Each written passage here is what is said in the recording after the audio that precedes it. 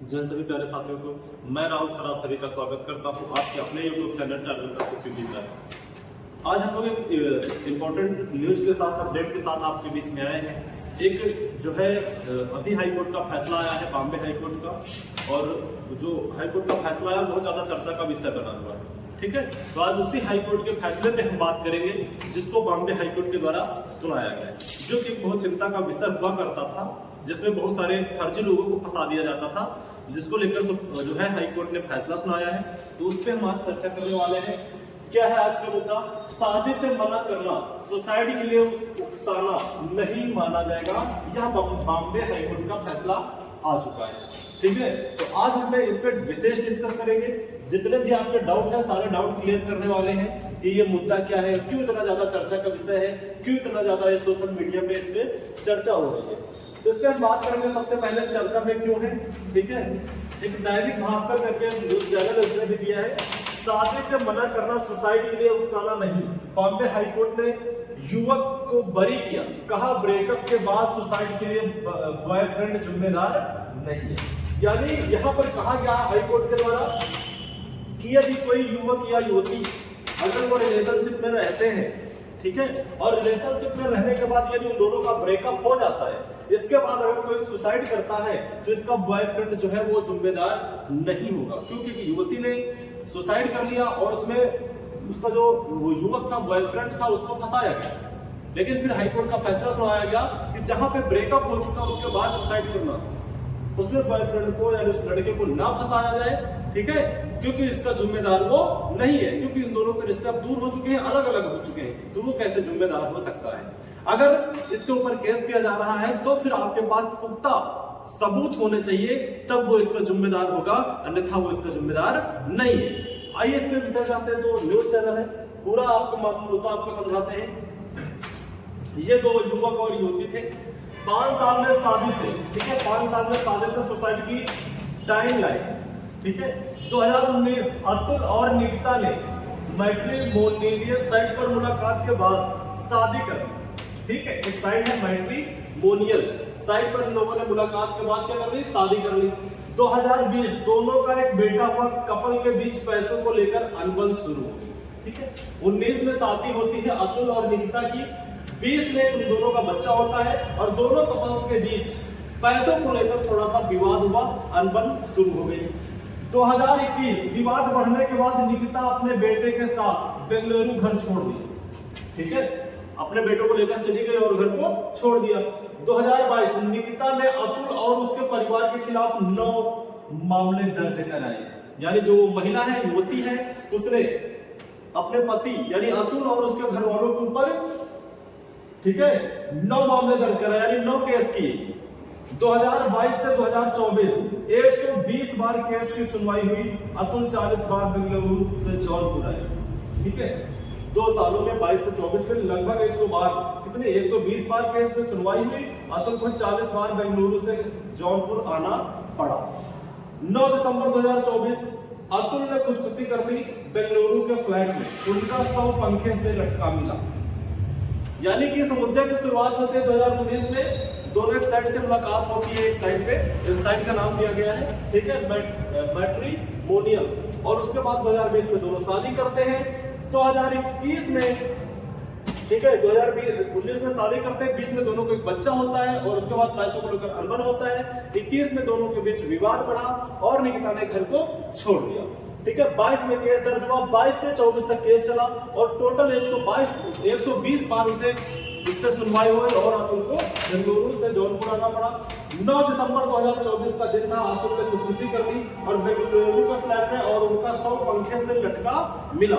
उस दिन में जो अतुल नाम का लड़का था, उसने कई पेज का एक लेटर लिखा और उसमें पूरा का पूरा जिम्मेदार यानी जो लड़की है उसके और उसके परिवार वालों के ऊपर किया। उस पर भी हम आगे जानकारी आपको डिस्कस करेंगे। पहले जानते हैं ये मामला पूरा क्या है। एक युवक और युवती 9 वर्ष से रिलेशनशिप में थे। रिश्ता टूटने के बाद युवती ने आत्महत्या कर ली। एक और मामला था, ठीक है, उस पर भी बात करते हैं। युवती ने आत्महत्या कर ली, युवक पर आत्महत्या के लिए उकसाने का आरोप लगा। किसका?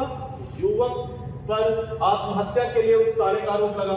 निचली अदालत ने उसे दोषी ठहरा दिया। ठीक है, निचली अदालत ने उसे दोषी ठहरा दिया। इस मामले में बुलढाणा जिले के खामगांव सेशन कोर्ट के बरी नहीं करने के फैसले हाई कोर्ट में चुनौती दे दी। ठीक है, इस मामले में उन लोगों ने हाई कोर्ट में चुनौती दे दी। हाई कोर्ट का फैसला क्या है उसको हम लोग जानते हैं। यह रिलेशनशिप और ब्रेकअप से जुड़ा मामला है। महिला के सुसाइड नोट और दोनों के बीच व्हाट्सएप चैट से पता चलता है कि वे रिलेशनशिप में थे। उनके बीच फिजिकल रिलेशन भी सहमति से बने थे। नागपुर बेंच बॉम्बे हाईकोर्ट के द्वारा ये फैसला सुनाया गया। यानी उन दोनों के बीच जो भी रिश्ता था, जो भी रिलेशनशिप था, फिजिकल रिलेशन था, उन दोनों की सहमति से वो रिश्ते बनाए गए थे। ये बॉम्बे हाईकोर्ट ने कहा। ठीक है, ये व्हाट्सएप वगैरह से पता चला। हाई कोर्ट ने युवक को बरी करते हुए कहा, ठीक है, जिसमें उसे दोषी निचली अदालत में दोषी ठहराया गया था उस युवक को, उसे हाई कोर्ट ने, नागपुर का जो हाई कोर्ट है उसने उसे बरी किया। बरी करते हुए क्या कहा है हाई कोर्ट ने, जांच में कहीं भी ऐसा कोई सबूत नहीं मिला जो यह साबित करे कि युवक ने युवती को आत्महत्या करने के लिए उकसाया। उन्होंने कहा जो जांच हुई है उसमें ऐसा कोई भी मामला सामने नहीं आया जहां पे युवक ने उस युवती को उकसाया। आगे कहा गया है, ब्रेकअप के बाद भी दोनों के बीच बातचीत जारी थी। शादी से इनकार करना आत्महत्या के लिए उकसाने के बराबर नहीं है। जस्टिस उर्मिला जोशी फाल्के ने 26 वर्षीय युवक को बरी कर दिया। ठीक है, एक तस्वीर आपको दिखाई दे रही है, तस्वीर आप लोग जरूर देखे होंगे, किसकी है, अतुल सुभाष की है। इस पे भी आगे हम चर्चा करेंगे। ठीक है, सुप्रीम कोर्ट की टिप्पणी थी कि कुछ है, ठीक है, इसको देखते हैं। यानी जो उकसाता है या मरने वाला होता है, ठीक है, इस पर कौन सा केस लगते हैं उस पर हम बात करेंगे। आईपीसी की धारा 306 के तहत किसी को दोषी तभी माना जा सकता है जब इसका सबूत हो कि उसने मृतक को आत्महत्या के लिए उकसाया। ठीक है, तभी उसे दोषी माना जाएगा धारा 306 के तहत जब उसके पास कोई पुख्ता प्रमाण हो, सख्त प्रमाण हो, जिससे जानकारी मिले उसने उसको आत्महत्या के लिए उकसाया। सिर्फ उत्पीड़न करने को आत्महत्या के लिए उकसाना नहीं माना जा सकता। यह सुप्रीम कोर्ट का फैसला आया। ठीक है, मान लो किसी के बीच किसी चीज को लेकर झगड़ा हुआ, कोई आत्महत्या कर लेता है तो उसमें उसको नहीं माना जाएगा। ठीक है, उसके लिए पुख्ता प्रमाण होना चाहिए कि आत्महत्या करने के लिए उसने उसे उकसाया। आईपीसी की धारा 306 और 498A इस मामले से जुड़ी हुई है। इन दोनों पे हम बात करेंगे कैसे क्या है। 306 जो धारा है, दोस्त किसी व्यक्ति को आत्महत्या के लिए, ठीक है, किसी दोषी जो दोषी व्यक्ति है किसी व्यक्ति को आत्महत्या के लिए उकसाना। अगर आप किसी को आत्महत्या के लिए उकसा रहे हो तो धारा 306 के तहत आपको 10 साल तक जेल और जुर्माना, यानी जेल तो 10 साल की होगी ही होगी, उसके ऊपर आपको जुर्माना भी देना पड़ सकता है अगर आपने किसी को आत्महत्या के लिए प्रेरित किया है तो। एक धारा 498A, दोषी महिला के पति या ससुर द्वारा उसका उत्पीड़न। ठीक है, जो दोषी महिला है उसके पति या ससुराल वालों के द्वारा अगर उसे यानी परेशान किया जाता है और वो आत्महत्या करती है तो उसके लिए उसे जो है 3 साल तक की जेल है और जुर्माना भी देना पड़ सकता है अगर किसी ने किसी महिला को अगर परेशान किया तो। ये यहाँ पर 2 धाराएं तो जरूर याद रखना है। तो कारण को आत्महत्या के लिए उकसाना नहीं कहा जा सकता। सुप्रीम कोर्ट ने 10 दिसंबर को एक मामले में कहा कि आत्महत्या के लिए उकसाने का आरोप तभी लगाया जा सकता है जब उसका पुख्ता सबूत हो। सिर्फ प्रताड़ना का आरोप इस दोष के लिए पर्याप्त नहीं है। यह टिप्पणी विक्रमनाथ और पीबी वार्ले की पीठ ने की थी, जो गुजरात हाई कोर्ट के एक फैसले पर सुनवाई कर रहे थे। ठीक है, कौन सी सुनवाई है? ठीक है, सुप्रीम कोर्ट की जो टिप्पणी है कौन से केस में, इस पर भी हम बात करेंगे। ठीक है, आगे याद रखना यह टिप्पणी उस समय आई थी जब बेंगलुरु में 34 वर्ष के आईटी इंजीनियर अतुल सुभाष आत्महत्या का मामला चर्चा में। ठीक है, अतुल सुभाष का मामला आपने देखा ही होगा। ठीक है, 2 मामले हुए थे, एक तो आपने देखा होगा नेपाल वाली जो लड़की थी, क्या नाम था उसका, नाम नहीं याद आ रहा इस समय। ठीक है, सृजना करके कुछ नाम था शायद, विवेक सृजना। ठीक है, तो दोनों मामले एक साथ में थे। वहां पर दिखाया गया, लोग सोशल मीडिया पे, इंस्टा और फेसबुक वगैरह पे इसके जो है रील्स वगैरह भी डाले थे। एक लड़की है जो अपने पति के लिए हर हद तक लड़ने के लिए तैयार है और एक महिला थी जिसने अपने पति को आत्महत्या करने पर मजबूर कर दिया। तो दोनों मामले सामने आए थे, सृजना का भी और जो ये अतुल सुभाष वाला मामला, ये दोनों मामले सामने आए थे। अतुल ने 24 पेज के सुसाइड नोट में अपनी पत्नी और उसके परिवार पर उसे प्रताड़ित करने और आत्महत्या के लिए उकसाने का आरोप लगाया।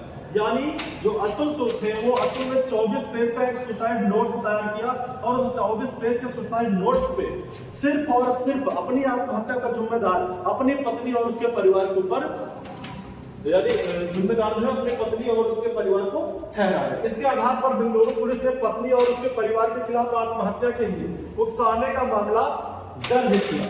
ठीक है, इसी प्रमाण के हिसाब से। ठीक है, तो आप लोगों को ये चीजें सारी पता होना चाहिए कि तो चुनाव का मामला क्या था। तो ये पूरा का पूरा मामला था। ठीक है, तो हमने आपको ये डिटेल में बताया, उम्मीद है कि आपको समझ में आया होगा। अब किसी से लड़ाई झगड़ा या किसी चीज को लेकर हुआ है तो अगर कोई इसमें आत्महत्या करता है तो जब तक उसका कोई पुख्ता प्रमाण नहीं होते तब तक ये नहीं माना जाएगा कि आपने उसको उकसाने के लिए उसमें आप जिम्मेदार थे और इसके लिए आपको दोषी नहीं माना जाएगा। ठीक है, तो आपका एक क्वेश्चन है, इस क्वेश्चन का आंसर आप सभी लोग देंगे। हाल ही में बॉम्बे हाई कोर्ट ने किस मामले में महत्वपूर्ण फैसला सुनाया है? पहला ऑप्शन है आत्महत्या के लिए उकसाना, दूसरा ऑप्शन है भूमि विवाद, तीसरा है भ्रष्टाचार, चौथा है अपराधी साजिश। ठीक है, ये 4 ऑप्शन है। आप लोग जरूर कमेंट में बताएंगे इसका राइट आंसर क्या रहने वाला है। मिलते हैं हम लोग नेक्स्ट क्लास में। जय हिंद, जय भारत।